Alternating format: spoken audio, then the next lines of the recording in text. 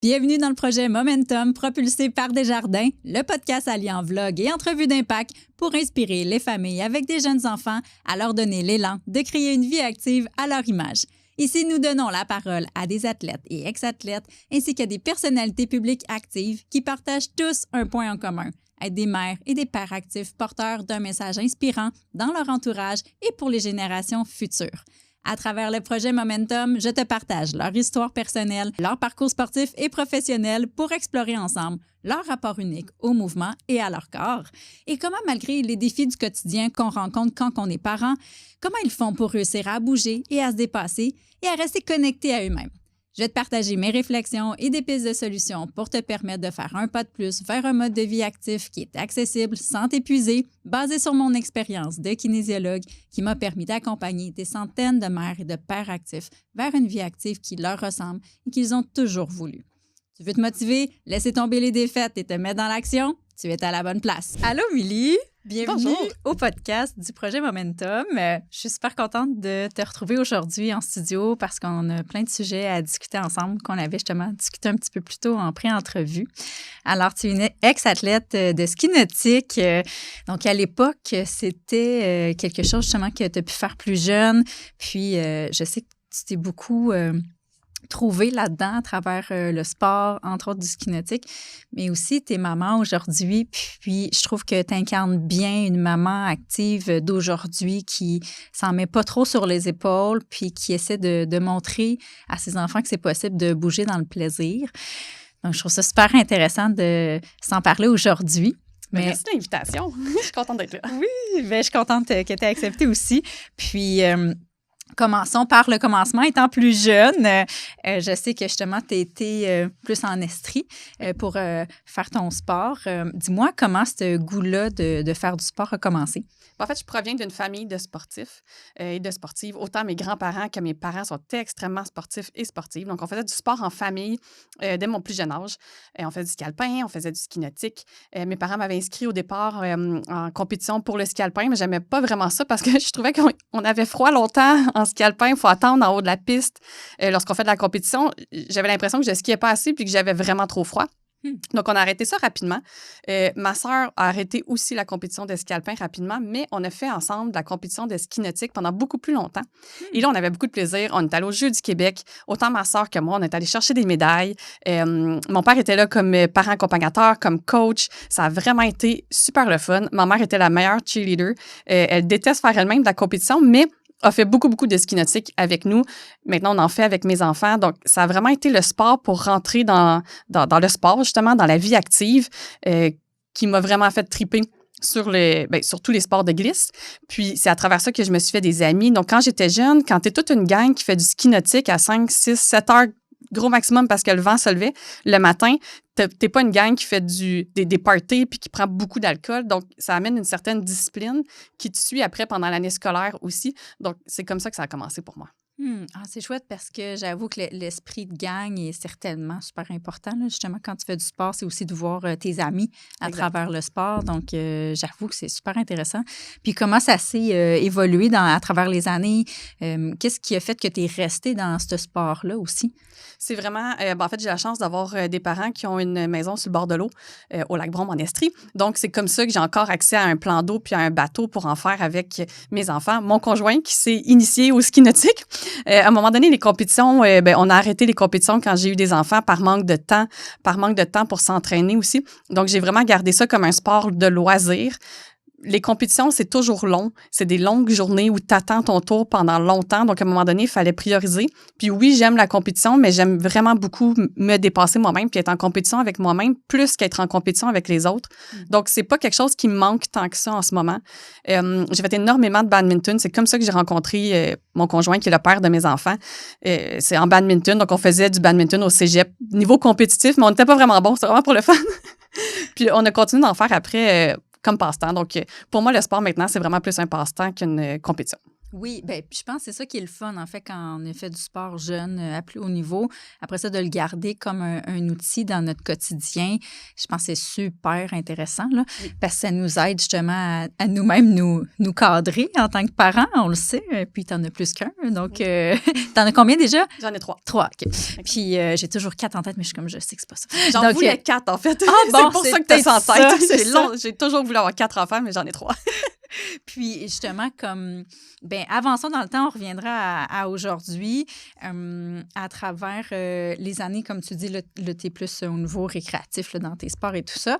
Puis tu as eu justement sur ton parcours un gros enjeu de santé physique qui est le cancer. Donc, je voulais qu'on s'en parle parce que je sais qu'il y a plusieurs femmes de plus en plus jeunes qui ont des cancers. Puis je me suis dit, bien tiens, tu étais à l'aise d'en parler. Donc, je me suis dit, toi, tu as reçu ça comment? Puis si tu es à l'aise de dire quel cancer, sans problème. Comment tu as reçu ça? Parce que tu avais un jeune bébé là, quand c'est arrivé. Là, c'était quand même une nouvelle dans un environnement qui est supposé justement être un moment, bon, bien que parfois on ne dort pas avec les jeunes bébés, mais tu sais... C'est quand même un moment qui est habituellement positif. Exactement, tu sais. Donc là, de recevoir ça, c'était à ton combienième bébé que c'est arrivé? C'est à mon 3e. Au 3e? Ouais. C'est pour ça que j'ai pas eu de 4e enfant. En fait, c'était un cancer du sein vraiment agressif qui est arrivé en 2020.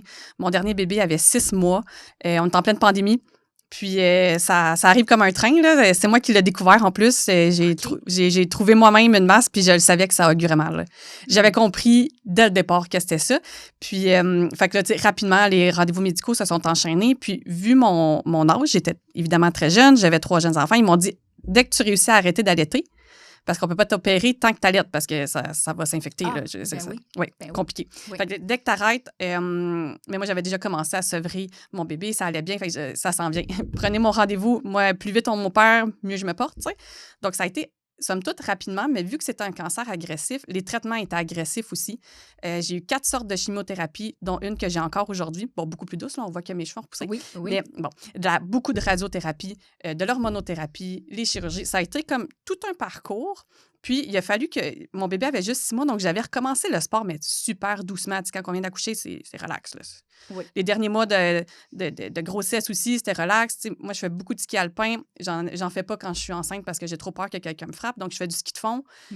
Tu peux y aller plus à ton rythme, moins de chances de chute que quelqu'un d'autre t'accroche, peu importe. Donc, j'avais déjà recommencé un petit peu le sport. Là, j'avais l'impression que fallait que j'arrête parce que là, des chirurgies, c'est plus intense.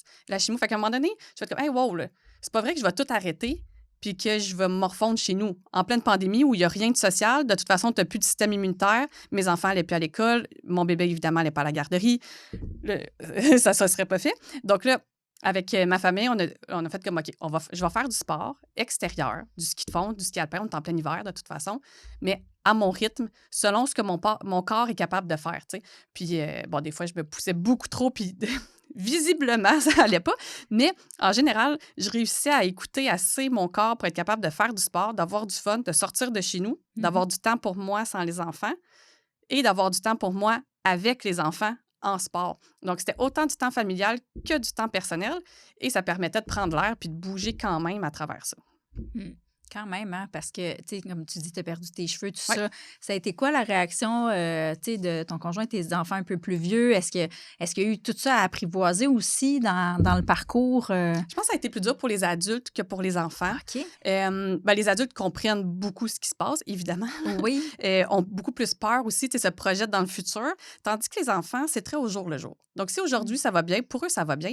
Donc, puis on l'a abordé d'une certaine façon aussi en famille. C'est eux qui m'ont coupé les cheveux quand ça a... En fait, c'est que les cheveux, ça fait très, très mal. Tu le sais qu'ils vont tomber. Là, ça fait tellement mal que tu as juste hâte. En fait, j'ai fini par les raser alors qu'ils commençaient à tomber parce que c'était trop douloureux. Fait que dès que ça a commencé à être sensible, je me suis fait faire une coupe. J'avais les cheveux longs comme aujourd'hui. Fait que mes enfants les ont coupés. Les 2 plus vieux, évidemment, m'ont fait une petite coupe de... Pas le bébé, mais le bébé était là, elle regardait. Je voulais pas je voulais pas que ça fasse comme les vidéos Instagram, là, que le père se coupe la barbe puis le bébé pleure parce qu'il reconnaît pas son papa. Oui, je c'est veux pas que ça m'arrive. Ben, c'est ça, je me suis dit, il y a sûrement un enjeu là, de ça, là, où est ma mère, là, un peu. C'est ça. Fait qu'on laissait... Le bébé, il regardait ce qui se passait. Fait que les enfants m'ont fait une coupe de cheveux. Là, après ça, c'est devenu vraiment douloureux. Mon conjoint les a rasés. Avec les enfants, t'es là. Fait que, tu sais, eux autres, ils ont pris ça comme un jeu. Je trouvais ça bien drôle, tu sais. Puis après ça, il était comme, ben c'est long. Pourquoi ça repousse pas cette affaire-là, tu sais? Fait qu'on avait beau leur expliquer. Fait que mon gars, tu vois, s'en souvient pas tant que ça. En plus, tu sais, des fois, je lui montre des photos, puis il était comme, j'ai oublié que c'était si court. Il dit, ça, c'est quand on te les a coupés? Ah, ouais. Fait que ça les a pas marqués tant que ça. Ah, c'est bon. Mais je travaillais fort pour pas que ça les marque non plus tant que ça, tu sais. Puis je continuais de faire des activités avec eux, juste moins, de façon plus relaxe. Je les distanciais plus, disons, dans l'horaire familial. Même chose pour le sport. On allait faire du ski alpin quand même. C'est juste qu'au lieu d'en faire pendant une journée, on en faisait pendant une demi-journée. Mais pour eux, c'est pareil. Tu sais, ils se rendent pas compte que c'est moins long. En tout cas, pas à cet âge-là. Fait que ça a super bien été. Puis vu que le reste de ma famille était hyper présente, ma belle-mère, mes parents, ma sœur, bien, ça paraissait pas tant que ça parce que si eux voulaient continuer de skier, ils pouvaient rester à la montagne avec un autre adulte. Aussi.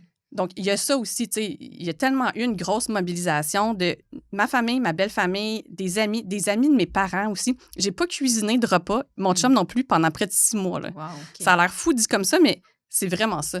Tout le monde nous donnait des repas parce qu'aussi en pandémie, les gens étaient comme, on sait pas comment t'aider. On veut pas aller te voir, on veut pas... Hein? Fait qu'on allait prendre des marches, ils m'amenaient des repas. Fait que c'est comme ça que les gens réussissaient finalement à être hyper présents pour nous, malgré tout. Oui, vraiment. Ben, c'est beau ce que tu dis. C'est comme tellement... tout le monde s'est comme concentré à vous aider de la façon qu'ils pouvaient le faire. Oui. Donc, vous devez tellement vous sentir choyé aussi d'avoir eu ce On est soutien-là. Là. C'est bien, tu sais, puis de l'avoir accepté aussi. Tu sais, des fois... Oui. Je suis pas très bonne d'habitude. Puis ma soeur, elle arrêtait pas de me le répéter. Là. Je suis très proche de ma soeur. Mais j'étais comme à un bout aussi où j'avais pas le choix. Puis moi, j'avais quand même la business. Moi, j'ai une agence de marketing. Oui. On est 9 dans l'équipe. Sans problème. Oui, Mixoweb. Oui. Ça s'appelle Mixoweb, mais ça continuait de rouler, en fait. Le bébé était prévu. J'avais prévu un bébé dans mon horaire. Ça fait 9 mois que je savais que cet enfant-là s'en venait. Le cancer n'était pas vraiment prévu. La pandémie non plus. C'était beaucoup en même temps. Mais je voulais pas laisser tomber mes employés. Puis au début, mes clients non plus, évidemment. Mais au début, c'est qu'il n'y avait pas de PCU. Les clients, là, tout avait été mis sur pause. Je voulais continuer de payer les salaires parce que là, pas de PCU, j'ai d'autres familles. C'était comme un moment un peu compliqué. Fait que j'ai continué de travailler quand même, mais à mon rythme.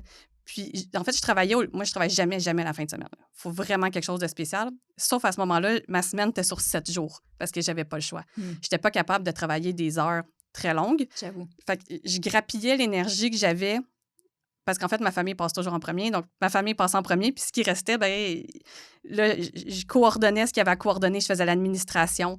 Puis, on réussit à y arriver. Mon équipe en place a repris des tâches vraiment pas à leur goût, juste le temps de me décharger pour que ça continue d'avancer. Donc, la business a roulé une super belle année, finalement. Pas comme si de rien n'était, mais presque. Pour de continuer à faire des affaires quand même. Puis, la business existe encore aujourd'hui. Puis, ça va bien. Donc, vraiment, l'équipe en place a fait une super grosse différence, mais le fait aussi d'éclater mon horaire, ça va être sur 7 jours. Tu sais. Je travaillais sur 7 jours, mais des petites heures par-ci, par-là, en fonction de ce que j'étais capable de faire. Oui. Mais je pense que, oui, là, c'est un gros défi. Là. Je veux dire, un cancer, de la chimio, c'est des gros termes, mais reste qu'au jour le jour, tout le monde a des défis. Il n'y a jamais rien, il n'y a jamais aucune vie qui est parfaite, facile, comme si de rien n'était. Il y a tout le temps quelque chose. Mais je pense qu'il faut y aller selon ce qui se passe là aujourd'hui. Aujourd'hui, qu'est-ce que je suis capable de faire? Qu'est-ce que je suis capable d'accomplir? Après ça, dans ma semaine, dans mon mois. Puis c'est sûr que si on surcharge notre horaire tout le temps, ça va péter à un moment donné. Ouais. Fait qu'il faut se laisser des moments lousses, puis il faut apprendre à se connaître aussi. Exemple, moi, je le sais que la fin de semaine, s'il faut que je travaille, psychologiquement, je graffine. J'ai le faux mot de ne pas être avec mes enfants, de ne pas faire quelque chose avec eux, de ne pas être dehors, de pas... Ça me dérange vraiment beaucoup, tu sais. Donc, il faut que je m'écoute là-dedans parce que si je me mets à travailler le samedi parce que là, j'ai trop de travail, psychologiquement, ça ne suivra pas. De toute façon, je ne serai pas efficace. Je vais juste être fâchée. Il faut que je m'organise pour pas que ça arrive. Fait que, tu sais, il y a ça aussi. Puis, il y en a... Moi, j'ai une de mes amies, elle travaille extrêmement bien le dimanche après-midi. Elle dit, il n'y a rien qui se passe le dimanche après-midi. Tout le monde est en train de cuisiner. J'aille ça cuisiner. Moi, je travaille le dimanche après-midi. Bien, c'est parfait. Ben oui. Elle règle toute son administration de business. Le dimanche après-midi, elle commence sa semaine, c'est fini. Elle a l'esprit libre. C'est comme ça qu'elle fonctionne bien. Fait que je pense qu'il faut apprendre à se connaître aussi, tester des trucs, puis y aller en fonction de ce avec quoi on est bien. Oui, tu as tellement raison parce que c'est vrai. Moi, j'avoue, je te reconnais dans le dans la fin de semaine de « Oh mon Dieu, si je suis pas avec les enfants, oui, je trouve ça très dérangeant. » Donc, je me reconnais. Puis, je trouve ça important de se dédier à une chose à la fois. Donc, tu sais, effectivement, une journée à la fois, ça enlève tout tout le stress d'imaginer quelque chose qui va arriver, mais qu'on ne sait pas qui va arriver. Tu sais, on est dans nos idées du futur. Oui. Donc, de pouvoir vraiment se centrer, c'est tellement important de bien se connaître. Tu sais, puis, tu dois tellement avoir appris à te connaître dans ces dernières années. En plus, là, veux pas. Pas le choix, Pas le choix. Sinon, tu aurais, je pense, arrêté de bouger. Ah, ben, il y a quelque chose qui... Oui, c'est ça. Il y a quelque chose qui a comme, à travers ça, continué, parce que je pense que tu étais quand même, comme on disait, avec le sport discipliné, tout ça, mais qui t'a amené à encore plus le consolider puis t'apporter une résilience supplémentaire. Puis je trouve ça beau que tu dises, c'est ta famille en premier. Tu sais, des fois, on se met beaucoup de pression pour le travail, mais en enlevant cette pression-là, ça nous permet d'être vraiment, je trouve, plus alignés. Tu sais, de se dire, ben, c'est qui est plus important? C'est quelle relation je veux avoir avec les personnes proches de moi? Puis de mettre ça en amont. Je trouve ça super beau là, de le faire de cette direction-là. Fait que ça, c'est vraiment chouette. Bien, j'avais lu quelque part que, tu sais, au bout de ta semaine, des fois, il y a des semaines, on va passer beaucoup plus de temps, exemple, au travail. Il y a d'autres semaines qu'on va passer beaucoup plus de temps avec nos enfants, pas assez avec le travail, pas assez, entre guillemets. D'autres semaines que ça va être notre famille élargie, nos amis, notre temps personnel. Mais est-ce qu'au bout du mois, au bout de la saison, est-ce que c'était en accord avec ce qu'on veut, avec nos valeurs, avec ça, avec quoi on est bien, oui ou non, tu sais. Puis à un moment donné, ben, au bout de la saison, tu peux te dire, ben non, j'ai beaucoup trop travaillé. Ou hey, j'ai pas priorisé le travail. Là, finalement, ça devient difficile. Il va falloir que je réaligne mon horaire. Bon, tu sais, fait que juste de se poser la question de, c'est correct si c'est pas tout le temps égal, mais est-ce qu'en général, ça nous satisfait? Puis on n'aura pas la même description de satisfaisant d'une personne à une autre, puis c'est correct aussi. Fait que aussi, il faut arrêter de se comparer, je pense.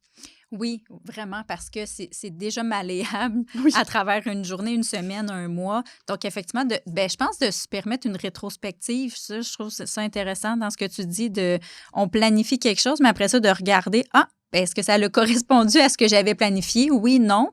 Sûrement non, mais est-ce que ça correspond quand même à mes valeurs, ce que je veux avoir dans ma vie? J'avoue que de se poser la question en rétrospective, je trouve ça intéressant parce que on planifie, mais parfois, peut-être qu'on ne prend pas le temps de s'arrêter pour regarder qu'est-ce qui s'est passé pour mieux ajuster. Puis c'est peut-être là, justement, on perd des bouts puis qu'on s'épuise parce que peut-être qu'on ne prend pas le temps de regarder là, qu'est-ce qu'on fait. Oui, comme on est peut-être pas heureux, tu sais, parce que j'ai tellement rencontré d'adultes en réseautage, des entrepreneurs, des entrepreneuses plus âgés, donc qui ont des enfants évidemment plus âgés que les miens. Tu sais, les miens aujourd'hui, ils ont 5 ans, 9 ans, 12 ans. Donc, tu sais, des gens qui ont des enfants maintenant adolescents ou qui ont quitté la maison puis qui me disent « Oh mon Dieu, j'ai tellement pas vu la jeunesse de mes enfants passer, j'ai des regrets d'avoir travaillé pendant toute leur jeunesse, pas avoir assez pris de vacances puis de congés avec eux, de pas en avoir profité. » Puis là, pas qu'il est trop tard parce qu'il n'est jamais trop tard pour rattraper le temps perdu, mais en même temps, ce temps-là ne reviendra jamais. Je me suis promis que ça ne m'arriverait pas. C'est pas dans 20 ans que je vais me dire « J'ai raté ça, tu sais, j'ai raté ce moment-là qui passe juste une fois dans leur vie. » Fait que si je me pose la question plus souvent, au jour, pas au jour le jour, mais au mois le mois, disons, au moins à chaque mois, bien, je vais le réaliser avant. Puis ça n'arrivera pas. Tu sais, je ne me rendrai pas à me dire dans 20 ans que là, mes enfants quittent la maison puis me dire « Ouh, déjà! Là, je ne pourrais pas revenir dans leur petite enfance. » Il y a ça aussi, je pense que ça m'a frappé, la quantité de gens que j'ai entendu dire ça. Ah, mais c'est intéressant qu'il y ait plein de monde qui ait réalisé ça aussi. Hein?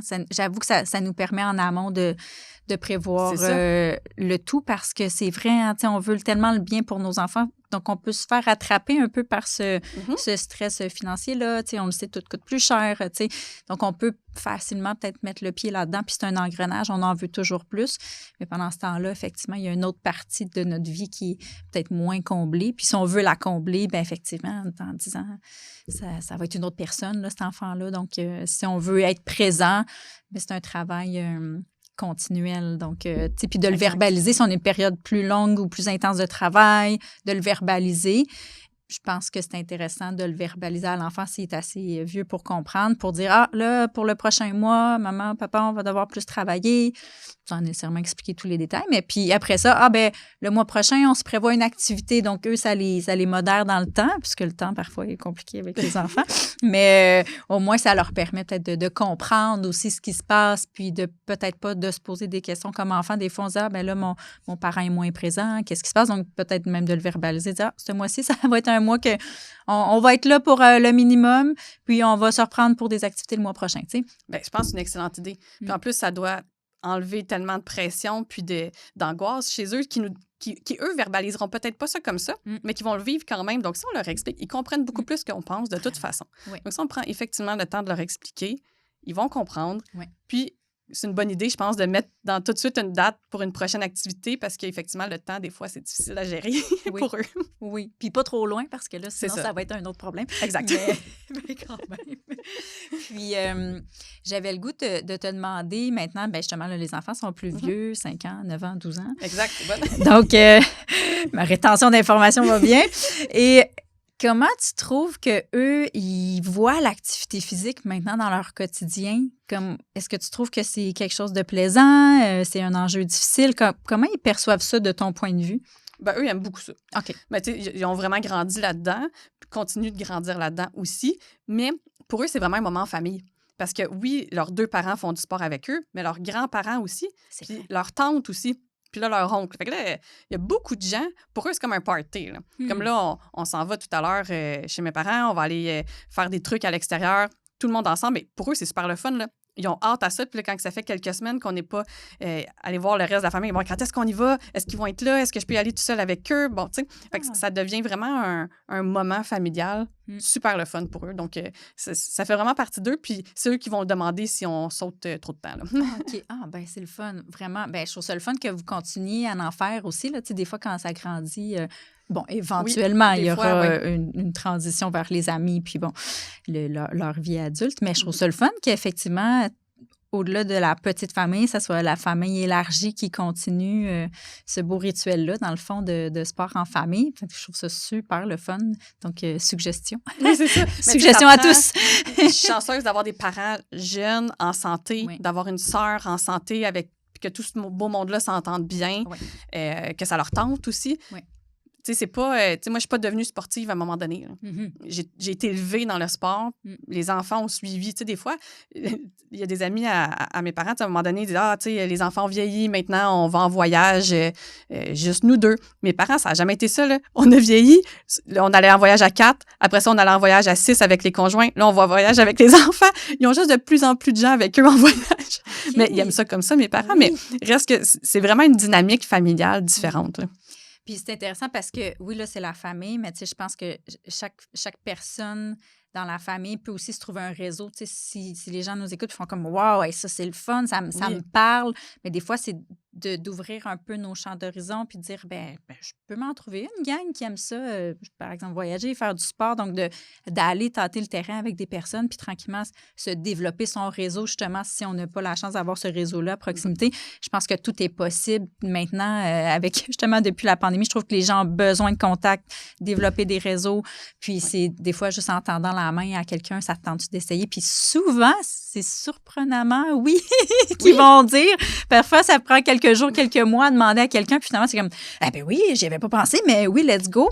Il y a tellement de personnes qui m'ont dit, ah, il y a une amie qui m'a invité à faire un cours de groupe, puis finalement, j'ai embarqué, puis c'est pas nécessairement avec maman, mais je trouvais ça le fun à le embarquer dans l'idée de son amie. Puis finalement, son amie fait plus les cours, puis elle continue parce qu'elle trippe. Donc, c'est tellement en mouvement, je trouve, cette dynamique-là de bouger, donc que ça soit le sport, un loisir. Ça peut tellement être varié. Là, donc, ben oui, oser essayer des nouveaux trucs, des nouveaux sports, des nouvelles façons de bouger. Ça prend une petite dose de courage, là, c'est sûr. Là. Mais il faut se pousser dans le dos. Puis là, oui, on va rencontrer nécessairement des nouvelles personnes avec qui peut-être ça va cliquer. Et là, tout d'un coup, que ça clique, tout d'un coup, on se fait des familles d'amis avec des enfants avec qui les enfants s'entendent bien. Ça peut très, très, très bien arriver. Là. Oui. Mais il faut effectivement oser essayer quelque chose de nouveau, foncer, puis l'essayer plus qu'une fois parce que... Aussi. Persévérer un petit peu. Puis effectivement, les chances de rencontrer quelqu'un sont élevées. Oui, vraiment. Je trouve ça super le fun.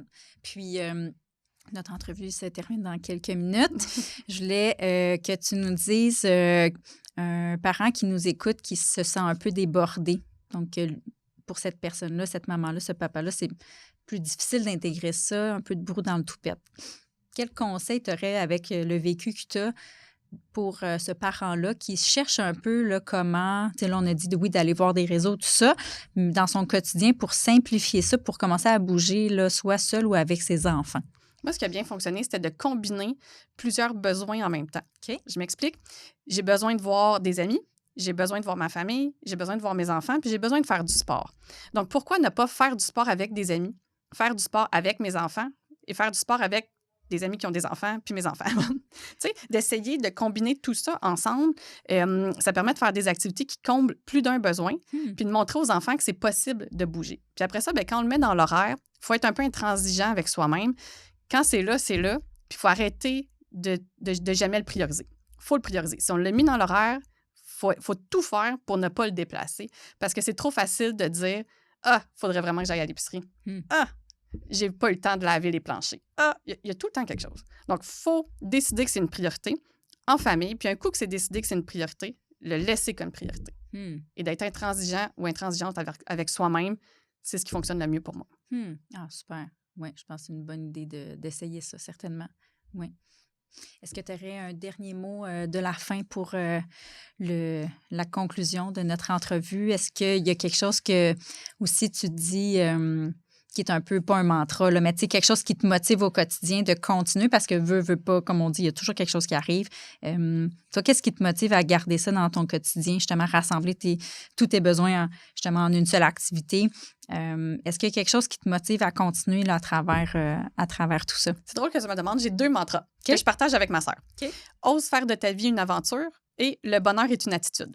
Je pense que ça dit tout. Vraiment. Tu vois, on se l'était pas dit d'avance, mais on en avait un. Oui. C'est bon, j'adore. Donc, merci encore beaucoup, Émilie, pour ton temps, ta disponibilité, ton ouverture. Super belle discussion. Donc, j'espère que les gens vont avoir apprécié. Puis, au plaisir de se reparler très bientôt. Oui. J'espère que cet épisode t'a plu.